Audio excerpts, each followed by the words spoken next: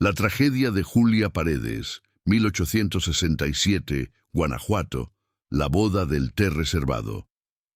Bienvenido a este espacio donde la historia guarda silencio y los registros oficiales dejan más preguntas que respuestas. Antes de comenzar, te invito a escribir en los comentarios desde qué lugar nos estás escuchando y si este relato te encuentra de día o en plena noche. Nos interesa saber hasta dónde llegan estas historias y en qué momento del tiempo vuelven a cobrar vida. En este canal exploramos casos reales, desapariciones y misterios ocurridos en distintas ciudades de México. Relatos que fueron ocultados, ignorados o simplemente olvidados con los años. Si te atraen las historias oscuras basadas en hechos reales y quieres seguir descubriendo estos archivos silenciados, suscríbete al canal y activa la campana para no perderte ninguno de nuestros relatos. Ahora sí, acompáñanos en esta historia. La tragedia de Julia Paredes, 1867, Guanajuato. La boda del té reservado. En el año de 1867, cuando México apenas comenzaba a respirar después de años turbulentos de invasión francesa y el breve imperio de Maximiliano, la ciudad de Guanajuato intentaba regresar a la normalidad.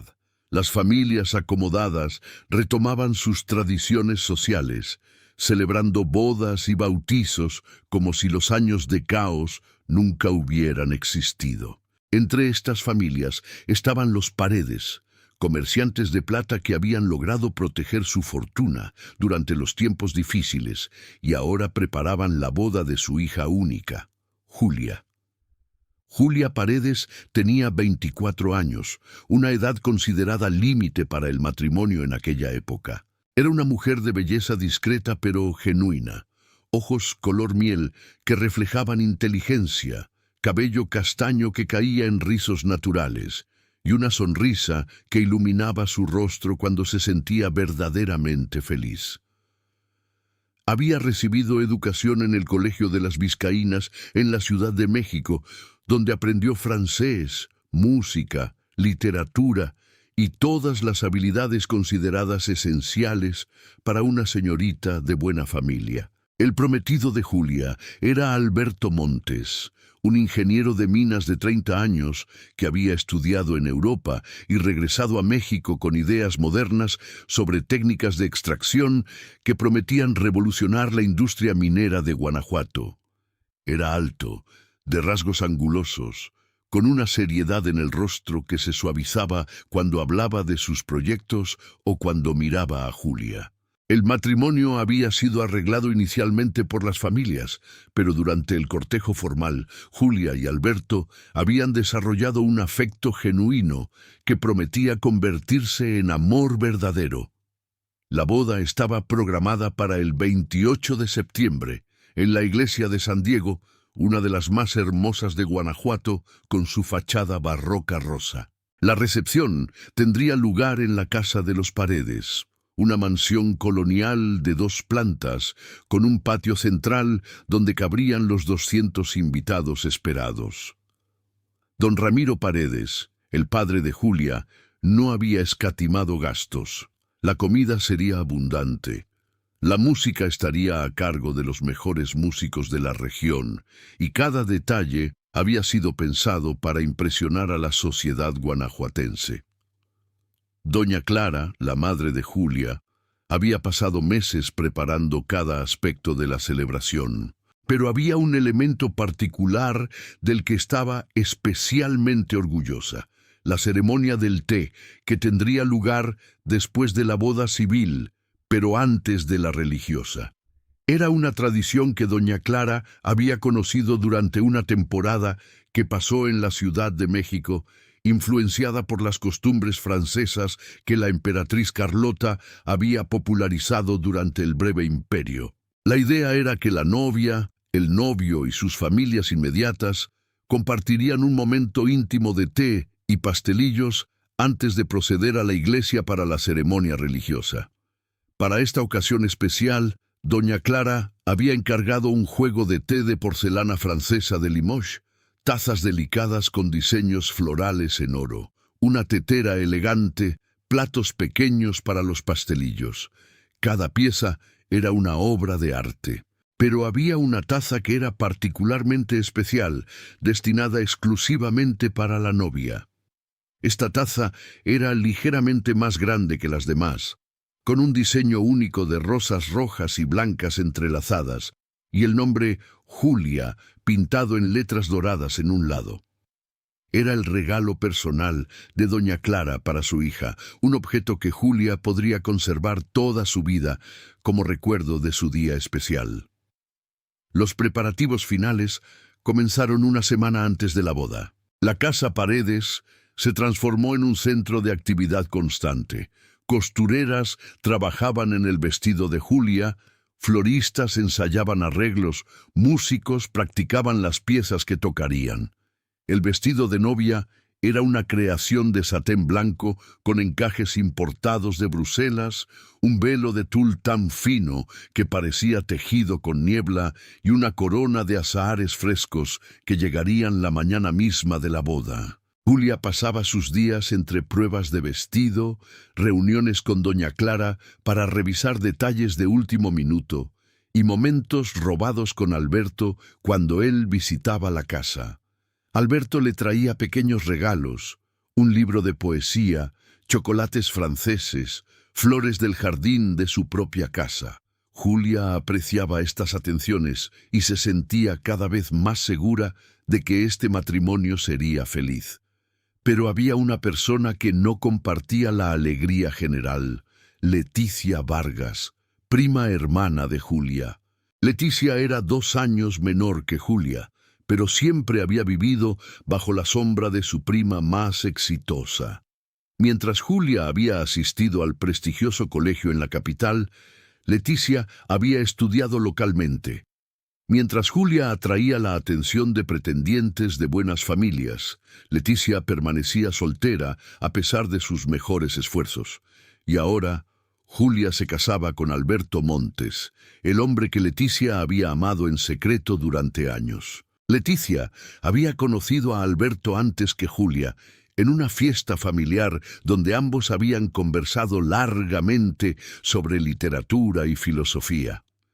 Leticia había creído detectar interés romántico en las atenciones de Alberto, pero cuando las familias decidieron que sería un partido perfecto para Julia, Alberto había transferido sus afecciones obedientemente. Para Leticia, esto era una traición imperdonable, no solo de Alberto, sino también de Julia, quien sabía de los sentimientos de su prima, pero había aceptado el matrimonio de todos modos.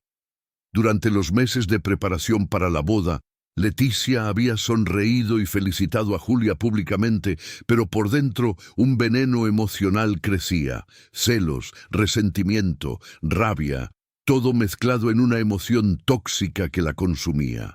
Leticia pasaba noches sin dormir, imaginando escenarios donde Julia desaparecía de alguna manera y ella podía finalmente tener una oportunidad con Alberto. Estos pensamientos oscuros gradualmente evolucionaron de fantasías pasivas a consideraciones más activas sobre cómo podría hacer que sucediera algo que impidiera la boda. Capítulo 1. La oportunidad se presentó una semana antes de la boda. Leticia había sido invitada a pasar varios días en la casa Paredes para ayudar con los preparativos finales, una tradición familiar donde las mujeres se reunían para apoyarse mutuamente.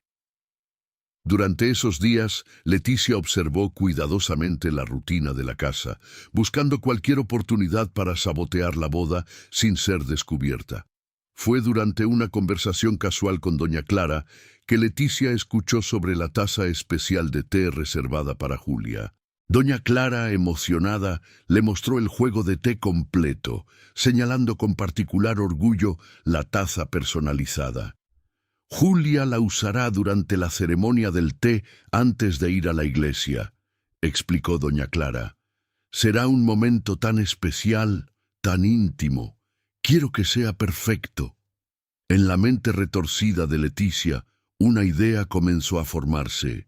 Si pudiera contaminar esa taza de alguna manera, si pudiera hacer que Julia enfermara gravemente justo antes de la ceremonia religiosa, la boda tendría que posponerse. Y en ese tiempo, tal vez Alberto reconsideraría. Tal vez vería que Julia no era tan perfecta después de todo. Tal vez notaría finalmente a Leticia. Leticia conocía plantas y remedios herbales. Su madre, fallecida años atrás, había sido curandera y le había enseñado sobre las propiedades medicinales y tóxicas de diversas hierbas. Leticia sabía que ciertas plantas, en dosis correctas, podían causar enfermedad severa sin ser letales. Náuseas violentas, vómitos, diarrea, fiebre. Los síntomas serían terribles pero temporales. Julia sufriría, sí, pero se recuperaría eventualmente. Era una venganza proporcional, pensaba Leticia, por el dolor emocional que Julia le había causado al robarle a Alberto. En el jardín de la casa Paredes crecía la adelfa, una planta ornamental común por sus flores rosadas, pero conocida por su toxicidad. Leticia sabía que un extracto de las hojas, mezclado en líquido, causaría exactamente los síntomas que buscaba. Una noche, cuando todos dormían, salió al jardín con tijeras y una bolsa pequeña. Cortó varias hojas de adelfa, cuidando de no tocarlas directamente con las manos, y las guardó en su habitación. Durante los siguientes días, mientras todos estaban ocupados con los preparativos, Leticia preparó su veneno. Molió las hojas secas hasta convertirlas en polvo fino. Luego las mezcló con agua para crear un extracto concentrado. Lo guardó en un frasco pequeño que escondió entre sus pertenencias, esperando el momento adecuado para usarlo. El día antes de la boda, Leticia identificó dónde doña Clara guardaba el juego de té especial, en un aparador en el comedor, dentro de una caja acolchada con terciopelo. La taza de Julia estaba separada de las demás, envuelta en su propio paño de seda. Esa noche, Leticia esperó hasta que la casa estuviera silenciosa. Se deslizó desde su habitación hasta el comedor, con el frasco de veneno escondido en el bolsillo de su bata. Con manos temblorosas, abrió la caja del juego de té y sacó la taza de Julia. Vertió cuidadosamente el extracto de adelfa dentro de la taza, asegurándose de que cubriera el interior completamente. El líquido era ligeramente viscoso y se adhería a la porcelana. Leticia sabía que cuando el té caliente fuera servido en la taza, el veneno se disolvería en el líquido, invisible e insípido. Julia bebería su té, comenzaría a sentirse mal en media hora y para cuando llegara el momento de ir a la iglesia, estaría demasiado enferma para continuar. Después de aplicar el veneno, Leticia envolvió nuevamente la taza en su paño de seda y la devolvió a la caja. Cerró el aparador silenciosamente y regresó a su habitación con el corazón latiendo violentamente, pero sintiéndose extrañamente satisfecha.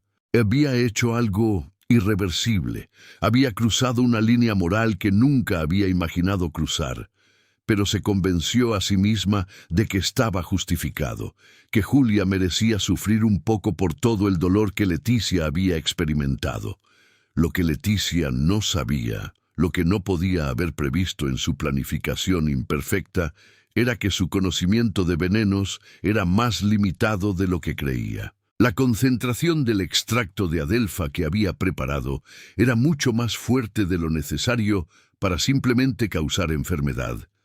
En la dosis que había aplicado a la taza, el veneno era potencialmente letal. Capítulo 2. La mañana de la boda amaneció clara y hermosa, con un sol brillante que prometía un día perfecto. La casa Paredes despertó temprano, llena de actividad frenética desde las primeras horas. Las criadas corrían preparando desayunos, las floristas llegaban con arreglos de rosas y lirios, los músicos comenzaban a instalar sus instrumentos en el patio. Julia fue despertada por su madre con chocolate caliente y pan dulce, aunque los nervios le impedían comer mucho. El proceso de vestirla comenzó inmediatamente. El baño ritual con agua perfumada, el peinado elaborado que requirió 2 horas de trabajo meticuloso, la aplicación cuidadosa de polvos y colorete. Julia se dejaba manejar pasivamente, su mente flotando entre la anticipación y una vaga ansiedad que no podía identificar. Leticia estaba presente durante todo el proceso, ayudando donde podía, sonriendo y ofreciendo palabras de ánimo a su prima. Por dentro, se sentía dividida entre la satisfacción de lo que había hecho y un creciente sentimiento de culpa que intentaba suprimir. Cada vez que miraba a Julia, tan hermosa en su vestido blanco, tan llena de alegría e ilusión, Leticia sentía una punzada de remordimiento, pero la empujaba hacia abajo, recordándose a sí misma todas las razones por las que esto era necesario. La ceremonia civil se realizó a las 10 de la mañana en la sala principal de la Casa Paredes. El juez, un hombre anciano que conocía a la familia desde hacía décadas, pronunció las palabras legales que unían a Julia y Alberto en matrimonio civil. Firmaron los documentos rodeados de testigos y familiares y oficialmente se convirtieron en marido y mujer ante la ley mexicana. Pero para las familias católicas devotas como los Paredes y los Montes, la verdadera boda sería en la iglesia, donde Dios bendeciría su unión. Después de la ceremonia civil, tal como doña Clara había planeado, llegó el momento de la ceremonia del té.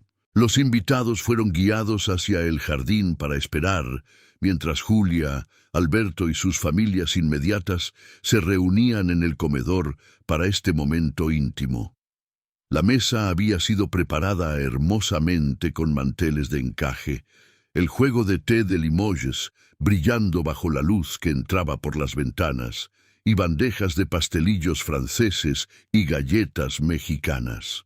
Doña Clara personalmente sirvió el té, llenando cada taza con el líquido humeante de color ámbar. Cuando llegó el momento de servir a Julia, tomó la taza especial con el nombre de su hija, la que había sido guardada separada de las demás, la que Leticia había envenenado la noche anterior. Con una sonrisa orgullosa, doña Clara llenó la taza hasta 3/4 y se la entregó a Julia. «Para ti, mi querida hija, en tu día especial», dijo doña Clara, con lágrimas brillando en sus ojos. Julia tomó la taza con ambas manos, admirando una vez más el diseño hermoso de rosas y su nombre en letras doradas.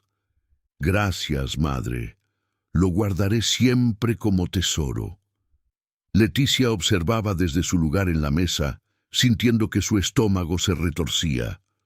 Era realmente tarde para arrepentirse ahora. El veneno estaba en la taza, disolviéndose en el té caliente. En cuestión de minutos, Julia bebería y su destino quedaría sellado. Leticia apretó sus propias manos bajo la mesa, tratando de mantener la compostura. Todos levantaron sus tazas para un brindis. Don Ramiro, con voz emocionada, pronunció palabras de bendición para los nuevos esposos. Que su matrimonio sea largo y feliz, lleno de amor, salud y prosperidad.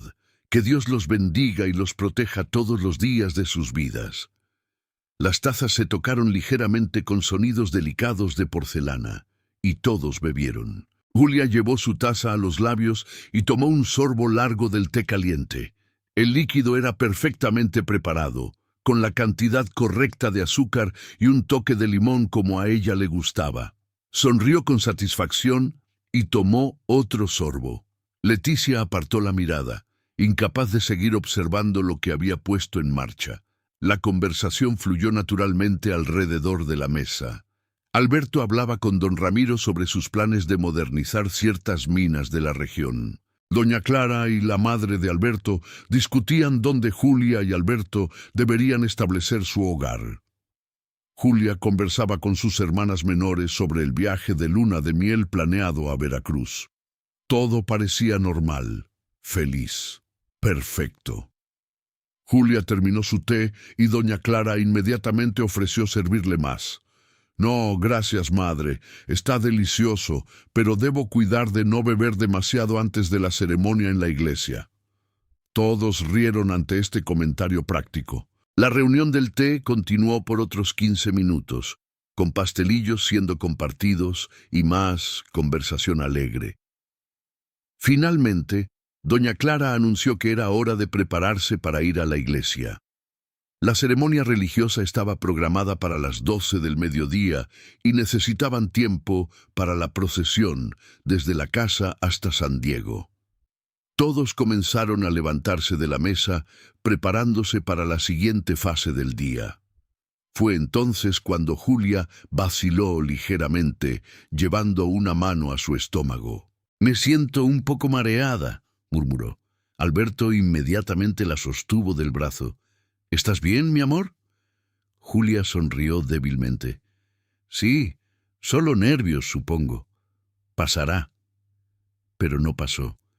Mientras Julia era llevada de regreso a su habitación para los ajustes finales de su velo y vestido, el mareo se intensificó. Comenzó a sentir náuseas y un dolor agudo apareció en su abdomen. Doña Clara, notando la palidez creciente de su hija, se alarmó.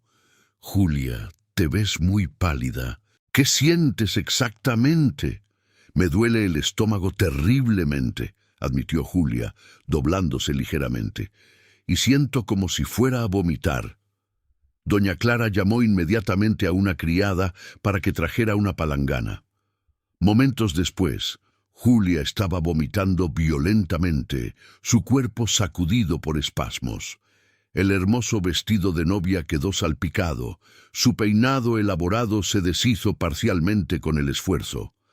La alarma se extendió rápidamente por la casa. Alberto irrumpió en la habitación a pesar de la tradición que dictaba que no debía ver a la novia antes de la ceremonia. «Julia, ¿qué sucede?» Don Ramiro envió a un mozo corriendo para buscar al doctor Salazar, el médico de la familia. Capítulo 3. Julia continuaba empeorando rápidamente. Después del vómito inicial vino otro y luego otro. Su piel adquirió un tono grisáceo y comenzó a sudar profusamente.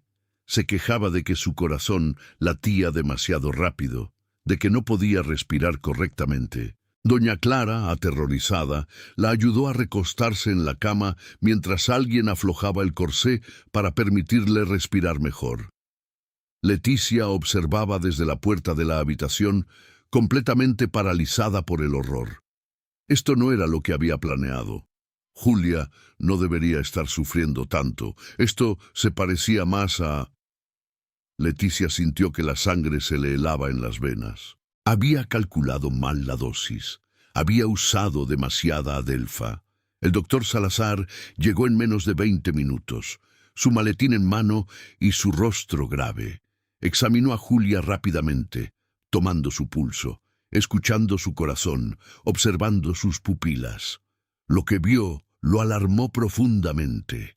Los síntomas eran consistentes con envenenamiento severo, posiblemente por alguna planta tóxica. El pulso de Julia era errático, su respiración superficial y sus pupilas estaban dilatadas de manera anormal. «¿Qué ha comido o bebido esta mañana?», preguntó urgentemente. Doña Clara enumeró rápidamente: chocolate caliente al despertar, algunos bocados de pan dulce y el té durante la ceremonia. «¿El té? ¿Quién lo preparó? ¿De dónde vino?». Las preguntas del doctor eran punzantes, urgentes. El té había sido preparado por la cocinera de confianza de los Paredes, una mujer que llevaba 20 años con la familia. Las hojas de té eran de una importación cara de China, compradas en una tienda respetable de Guanajuato. No había razón para sospechar que el té mismo estuviera contaminado. «¿Todos bebieron del mismo té?», preguntó el doctor. «Sí», confirmó doña Clara. «Todos habían bebido, pero Julia fue la única que se enfermó». El doctor Salazar frunció el ceño.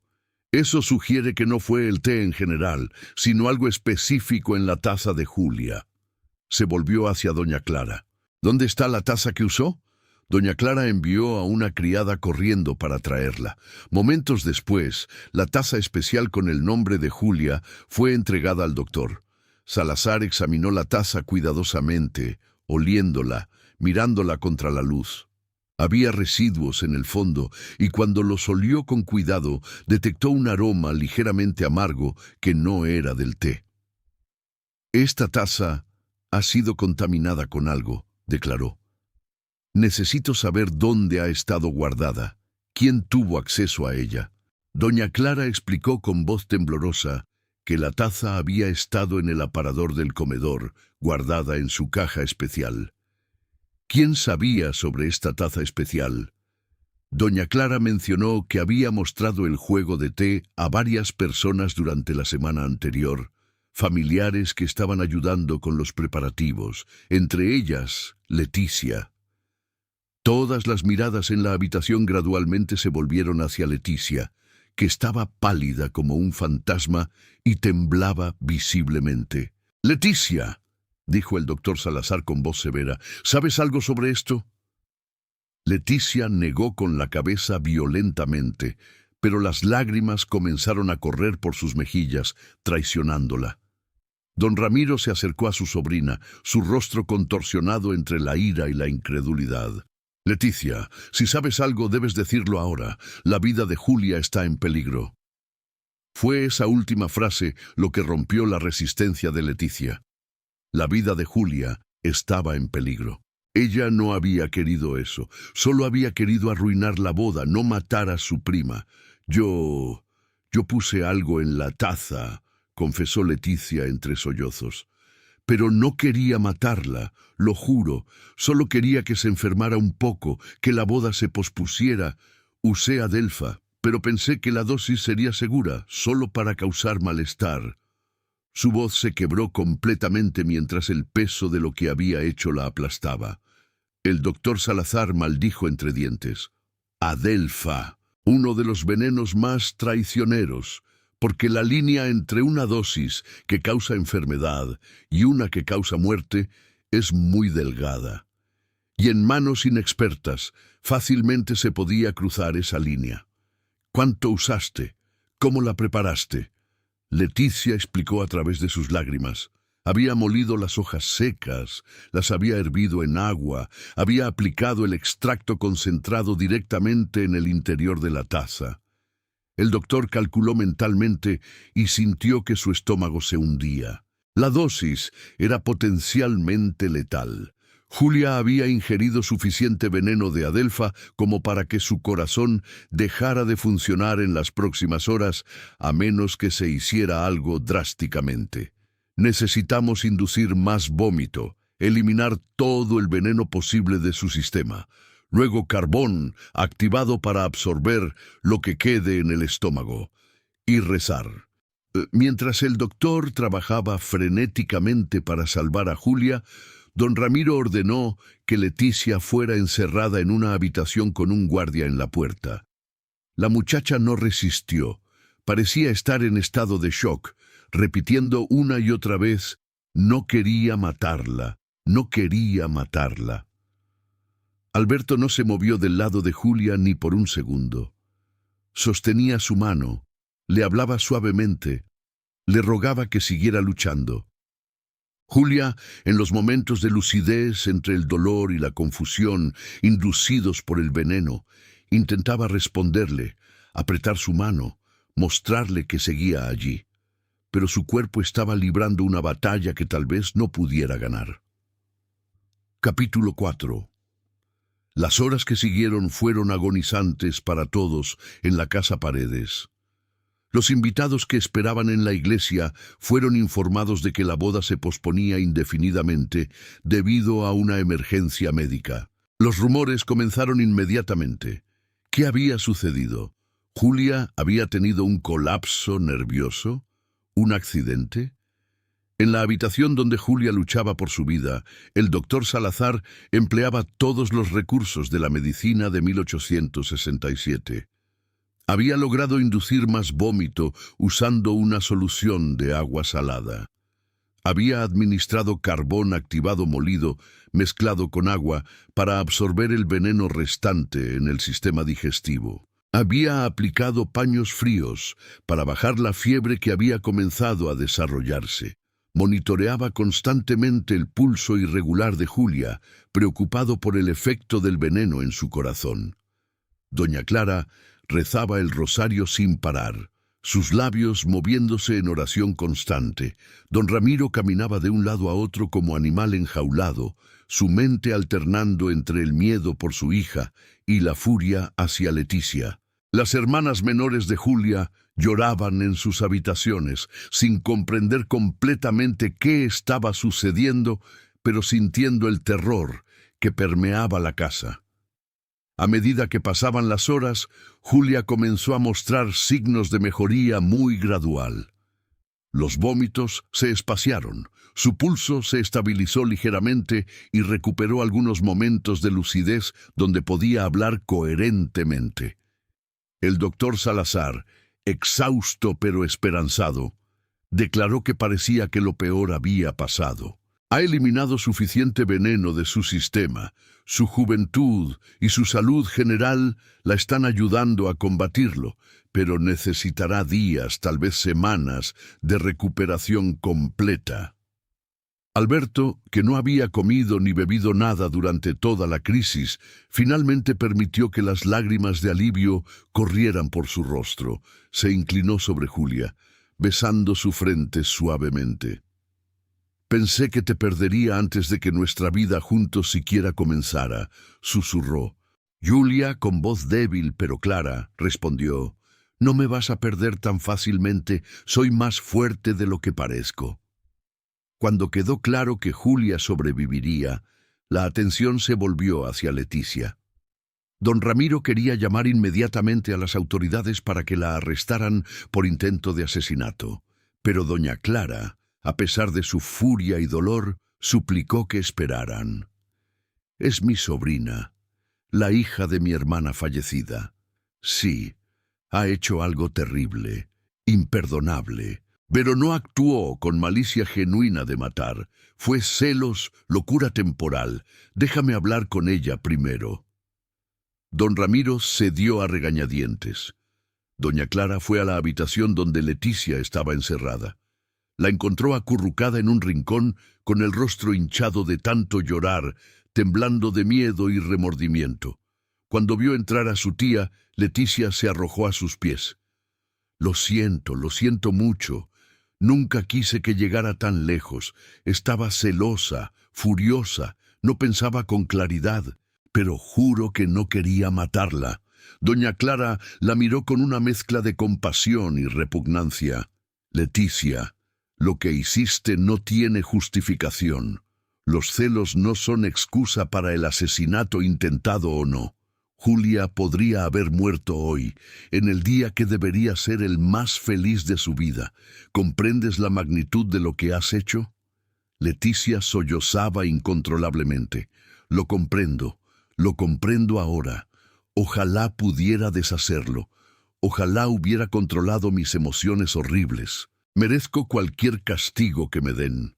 Doña Clara suspiró profundamente. «Las autoridades serán informadas, pero daré testimonio de que actuaste bajo enajenación mental temporal debido a celos patológicos. Tal vez eso reduzca tu sentencia. Es lo más que puedo hacer por ti, por la memoria de tu madre, que era mi hermana querida». La investigación policial que siguió fue breve. Leticia confesó completamente, sin intentar negar o minimizar sus acciones. El juez, considerando su confesión, su arrepentimiento aparentemente genuino y el hecho de que Julia había sobrevivido, la sentenció a 10 años de prisión por intento de asesinato con agravante de premeditación, pero con atenuante de enajenación por celos. Leticia fue enviada a la prisión de mujeres en la Ciudad de México, donde pasaría la siguiente década de su vida. Julia pasó 3 semanas en cama, recuperándose lentamente de los efectos del veneno. El doctor Salazar la visitaba diariamente, monitoreando su progreso. Gradualmente, su fuerza regresó, su apetito se recuperó y el color saludable volvió a sus mejillas. Alberto la visitaba cada día, sentándose a su lado durante horas, leyéndole poesía, contándole sobre sus planes para su futuro juntos. Capítulo 5. La boda finalmente se celebró 2 meses después, en una ceremonia mucho más íntima y sobria que la que había sido originalmente planeada. Solo familiares cercanos y amigos más íntimos fueron invitados. No hubo ceremonia del té, por razones obvias. La taza envenenada había sido destruida, hecha a pedazos con un martillo y enterrada profundamente. El resto del juego de té de Limoges fue donado a una institución de caridad.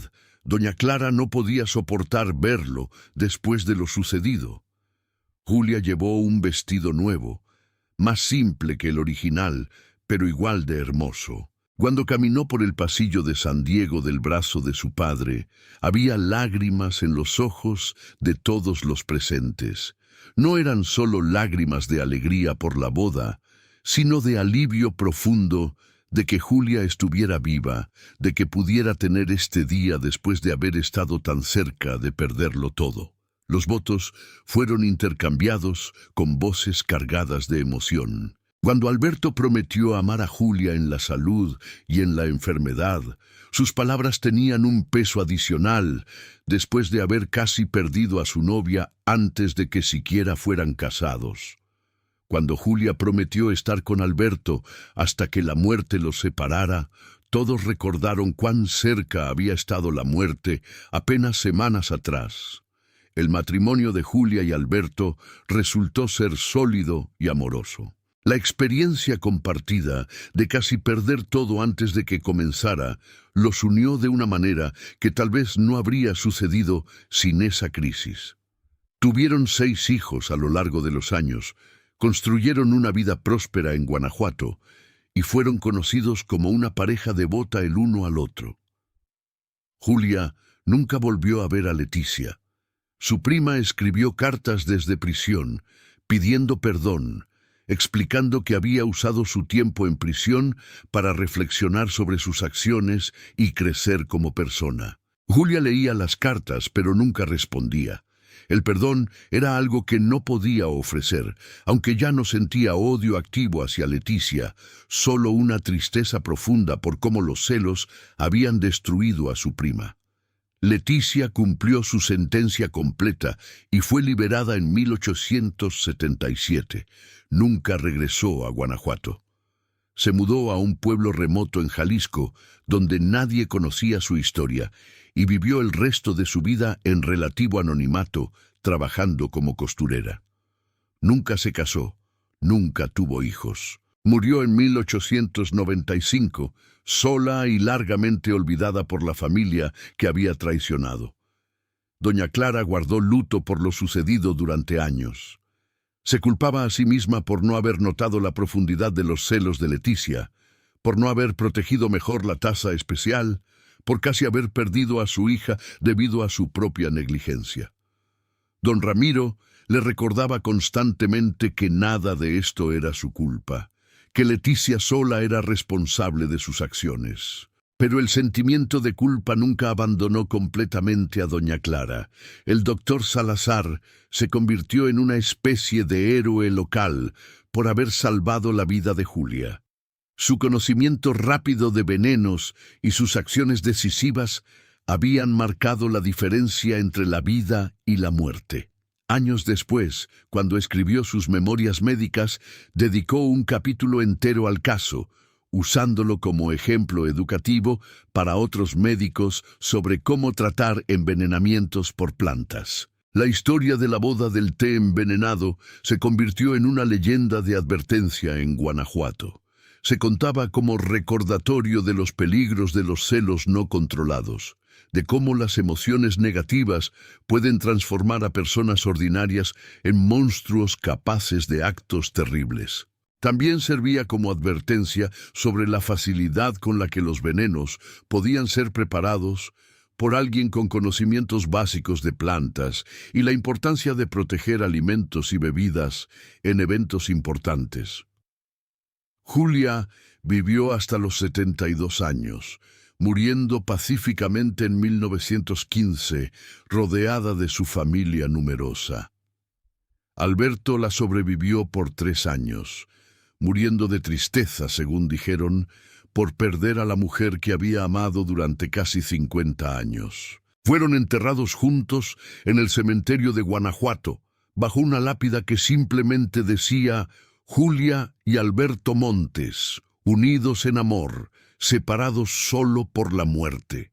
Sus descendientes todavía viven en Guanajuato, y la historia de cómo Julia casi fue asesinada el día de su boda se pasa de generación en generación. Cada vez que se cuenta, se enfatiza la lección, que los celos son veneno para el alma, que pueden llevar a acciones irreversibles que destruyen no solo a la víctima, sino también al perpetrador, y que el verdadero amor, como el que Julia y Alberto compartieron, puede sobrevivir incluso los intentos más maliciosos de destruirlo. Si esta historia del té envenenado te ha impactado y quieres descubrir más casos reales de crímenes, tragedias y misterios históricos de México y América Latina, te invito a que des like a este video, te suscribas al canal y actives las notificaciones. Me encantaría conocer tu opinión en los comentarios. ¿Crees que los celos pueden llevar a alguien a cometer crímenes? ¿La sentencia de Leticia fue justa? Comparte tus reflexiones y nos vemos en el próximo video con otra historia que te dejará pensando sobre los lados oscuros de la naturaleza humana.